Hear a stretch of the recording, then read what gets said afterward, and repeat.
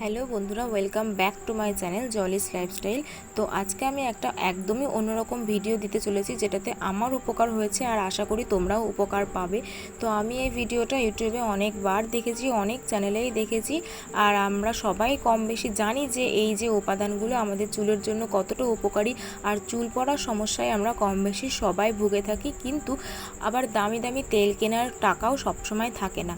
তাই সম্পূর্ণ প্রাকৃতিক উপায়ে আর মাত্র 50 টাকার মধ্যে যদি আমরা এরকম ইন্দুলেখার মতো একটা দামি হেয়ার অয়েল বাড়িতেই বানিয়ে ফেলতে পারি, তো এর থেকে ভালো আর কি হতে পারে। তো চলো আজকে আমি দেখিয়ে দিই তোমাদেরকে যে কিভাবে আমি এই তেলটা বাড়িতে বানাচ্ছি। তোমরা তো দেখতেই পেলে একটা প্যানে আমরা অরিজিনাল একটা নারকেল তেল বাজার থেকে কিনে নিয়ে এসে সেটাকে একটা প্যানে দিয়ে গরম করতে বসিয়ে দিয়ে তাতে আমি অ্যাড করেছি অনেকগুলো প্রাকৃতিক উপাদান, যেগুলো তোমরা তোমাদের কাছাকাছি পেয়ে যেতে পারো।